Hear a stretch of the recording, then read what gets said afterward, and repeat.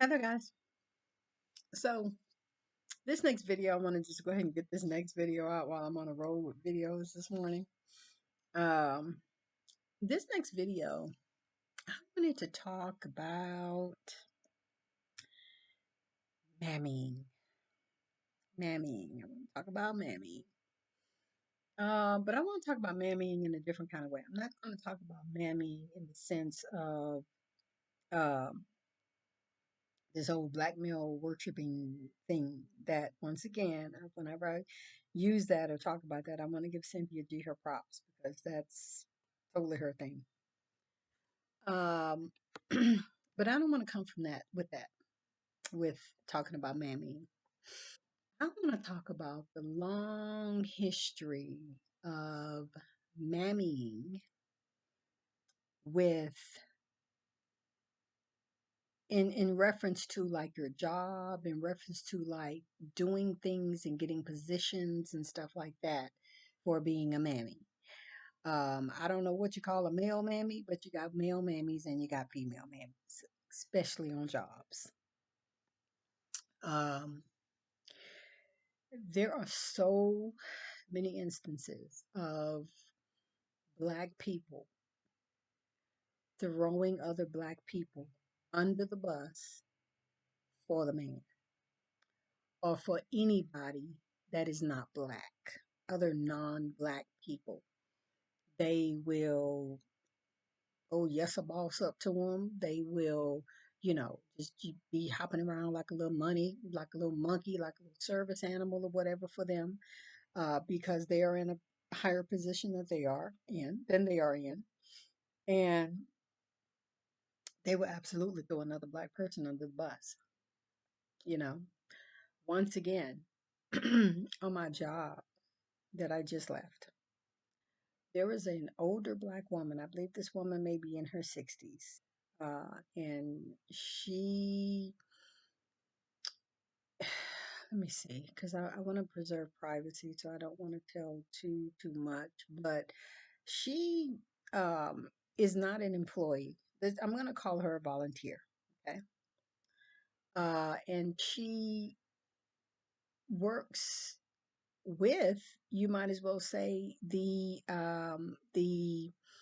one who is in charge, the person who is in charge or whatever. And she does favors for her. She will break her back for her. She will, volunteer to do things for her. And this is a non-black woman who she's doing these things for. And it just used to amaze me when I was there because I'm just like, the things that I see you do for her, and it wasn't a competition because I could do my own job. But I would say the things that I see you doing for her, you don't do for me. Like you don't even ask me, do I need help with those things? You know. And now some other people would, but she would. Her thing was always, oh, we got to do this for such and such. I got to make sure this is done for such and such. And, wow, I don't know what such and such going to say. I don't know. I don't know how she's going to feel about that. And it's just like, you are so worried and consumed about this woman. And it's just like, you don't have no sisterhood, no type of nothing between me and you. And we are the only two black people here. Like, why are you like that? you know, this woman would absolutely cry when this woman was not pleased or not, um, or if she was afraid that something would happen. I mean, something minor would happen, and she would go, "Oh my God, she's gonna kill me. She's gonna kill me." And I'm just like, because I've told her before, I'm like, why would she kill you? I'm just like, what, why are you taking it so seriously? Oh, well, I just know how she like things and I just know how she want things to be done and blah, blah, blah. And I'm just like, okay, but right now it's me and you, I'm here. I'm the one in charge at the moment. I'm like, I'm not going to tell her like it's not even that big of a deal. Like why, you're tripping. Stop. It's okay. you know. Um, but it's just an amazing thing. I've seen us mammy in positions of cozying up to white folks and cozying up to, the head people in charge who were typically non-black. Um, And these people, like I said, I have seen people absolutely get cutthroat as far as trying to make another black person lose their job, um, to so that they could get closer or cozy up more to the white folks, and will absolutely throw other black employees, other black co-workers or whatever, just straight under the bus to kiss the head white folks in charge behind. It's just crazy, sabotage them, um, go behind their back, talk about them, say things, you know. Um, I remember I was talking to this one white guy. This was a while ago, and I don't remember what exactly we were even talking about that the situation came up. I think he was just really telling me about his day on at work, on the job or whatever, or it's a situation that was going on. And he was talking about this black guy who was like trying to get this position. And it was another maybe like black guy, white guy, whatever, and I guess other people who were, trying to get the position too. And the way he told me the dirty deeds that he did to set the black guy up, the other black guy up, to set him up, to kick him out and get him out of the running for getting the position, was just diabolical. Just diabolical. The way the things that he did. And, like I say, I have been on the other end of, there being, black women, this one in particular, who had absolutely would cozy up. I mean, she would lie, she would manipulate, she would change circumstances. I mean, this she would lie and change circumstances into where you could really, really get in trouble. Once again, this is kind of in a medical type setting. And I remember this girl, uh, she was, for whatever reason, I think they had, and I'm not even sure why it would be necessary, but whatever, this particular place made her like the head medication tech in charge or whatever.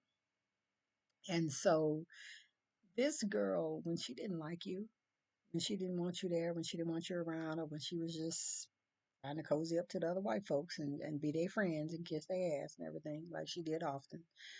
Um, and she would just do once again diabolical things to get rid of you. The stuff where like you could actually wind up in jail. This girl would, and because she told me she did this. She didn't like me and would do little stuff to me, but she would also come back to me and like tell me stuff that she did to people. And this particular girl would like she would actually go into other people's because she had all the keys. She would go into other people's med carts and hide their medications and their narcotics and just go put them somewhere. And that person then gets in trouble and winds up like they stole medication, or like how was a whole, you know, thing of oxycodone going out the cart, or whatever. Just like how was this just gone? And would really get people in a lot of trouble, you know. Um, and because I remember one time she was doing it to somebody or mad at somebody or something. And I remember she was talking to me back at my little station. And I remember she said, like, girl, she better leave me alone if I go and hide her medicines. I go throw them bitches away or whatever. And I'm just like, and it's like, I thought about that. And I'm like, damn, that's serious as hell. Like, you can call somebody to go to jail. Despite losing their job, you can go to jail for that. Like, that's some serious, you know? Um, just the tactics that she would take and do, and how she would, cozy up to this particular woman was at the time was Hispanic. So He would cozy up to her. She was like the director of nurses, or no, actually, she wasn't the director of nurses, but she was over one of the units. And she was really, really friends with her. Like she just go in her office and make her laugh, and she wouldn't hardly do no work, wouldn't hardly do nothing because she's spending all her time in there with her, chatting it up, and while the rest of us do our work.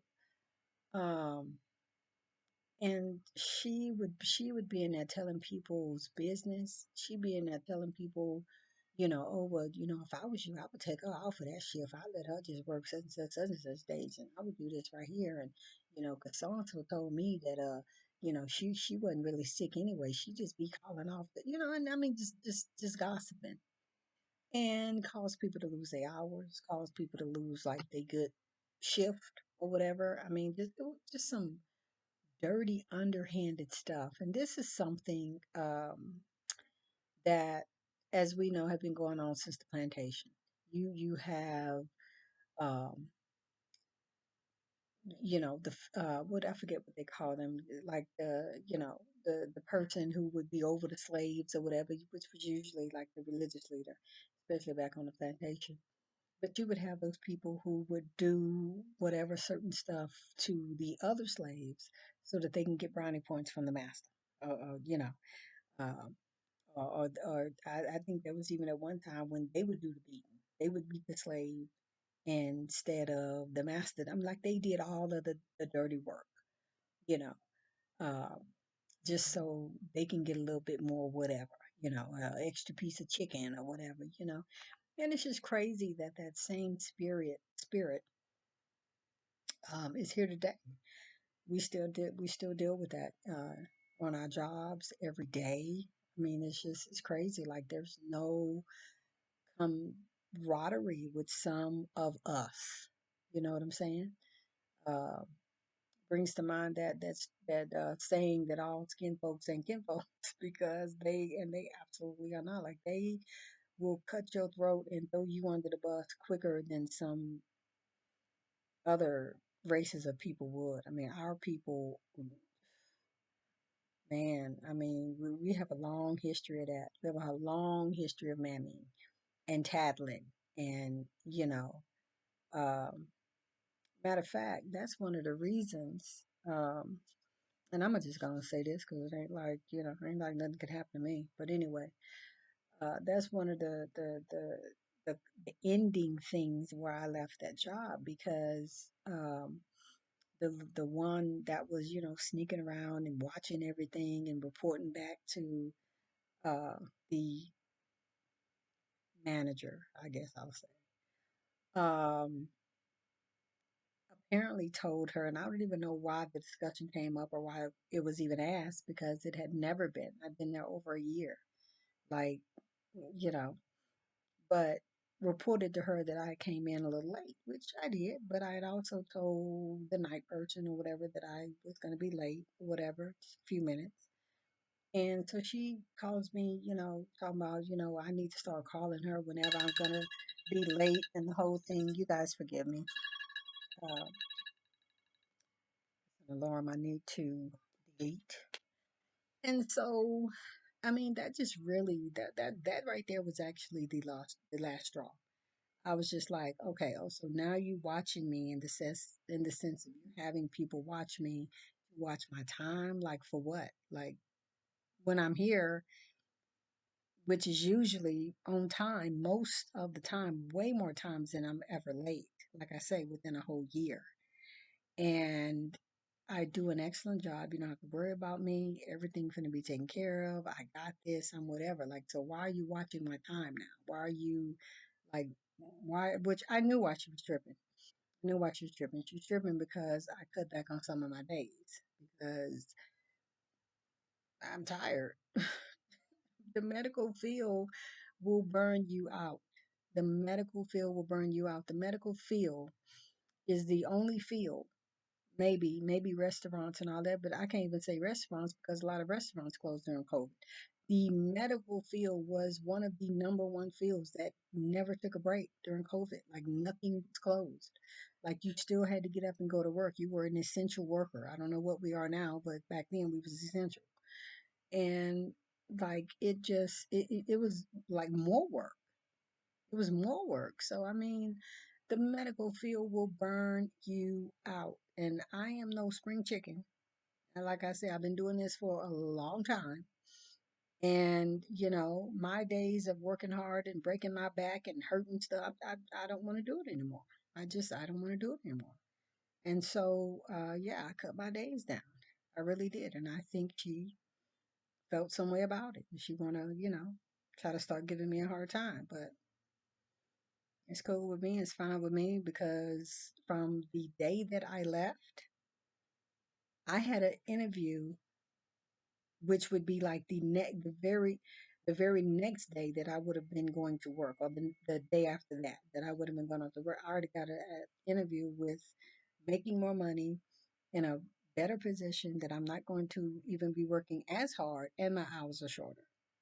So it's all good. It's all good. You're not going to keep a good person down. You're not gonna, even with all the mammying that you do, trying to throw the people under the bus and being nasty, ugly, rude to people, hurting your own people, you're not gonna get nowhere because at the end of the day, those people still don't like you. They still are not going to have your back like you have their back. They still not gonna jump for you and go through hoops for you for little trinkets and toys like you do for them. It's not gonna happen. They still gonna they're using you. They are manipulating you. So if you've been that kind of person, if you have hurt another black person or whatever, and I know it's not always about skin color, but at the end of the day, it's mostly us, black people, the ones who will not stick together. Usually us. Because like I say, all the other cultures and of races of people, they understand unity. They understand togetherness. They understand building. They understand strong forces, coming all together as one, kind of like how the Bible talks about the threefold cord. Yeah, yeah, they understand unity and numbers and strength and everything. We are the ones that don't. And the reason why our culture is the way that it is, we're so weak. Our whole culture is just as a whole weak because there is no togetherness. There is no, let's do this all together. Uh, my phone fell. And so it makes us weak. People know we're not together. That's why they can use us and divide us and cause us to um, turn against one another because we've been doing it so long.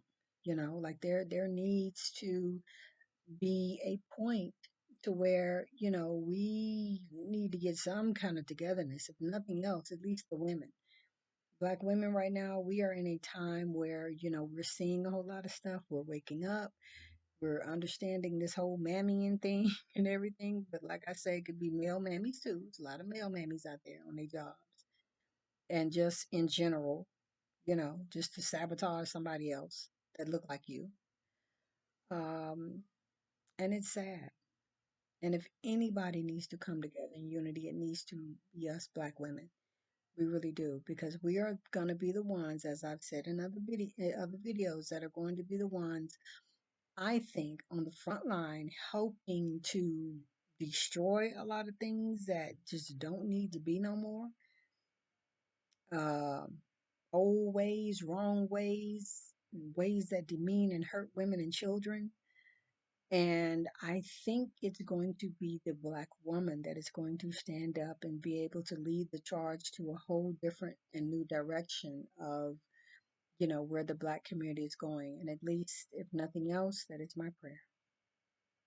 Okay. So, you guys, let me know your thoughts on mammying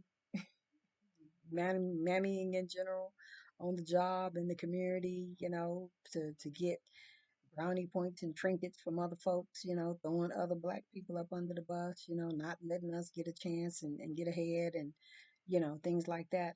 I'm going to say lastly, um, one of the things, like I just said, I just did the video talking about how mostly like Hispanic women and their disdain or dislike of black women.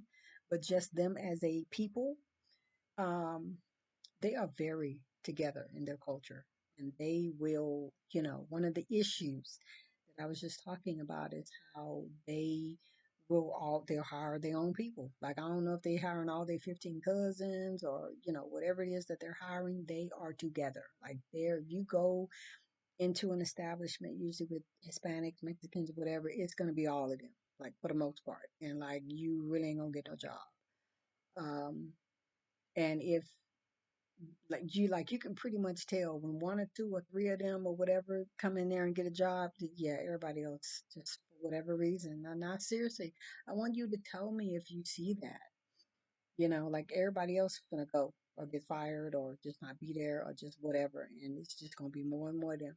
You know, white people do it. Not as much anymore, but white people do it. White people even have camaraderie with other whites over in Europe, Russia, Poland, Ukraine. I mean, just all these other places, they're all together, you know. Asians, they're all together, just like as a one people, you know. They don't have to know each other in order to comrade with somebody else, but it's they people. You know what I'm saying? Um, and but we are the only ones who mm-mm. Like, you got African Americans who don't like Caribbean black people. You got African Americans who don't like African black people. You got a lot of Africans who don't like Black American people. You got Caribbeans and stuff who don't like Black American people. I mean, there is just a divide. There is just a divide. I think it's been systematic. I think it's a lot of reasons why it's like that. I mean, to go into that would be start a whole nother thing. There's a lot of reasons as to why, it's been done. I think we've been trained that way in a lot of ways. I think, you know, got a little bit of Willie Lynch thing up in there, I mean, that mindset, because I know Willie Lynch, it wasn't real.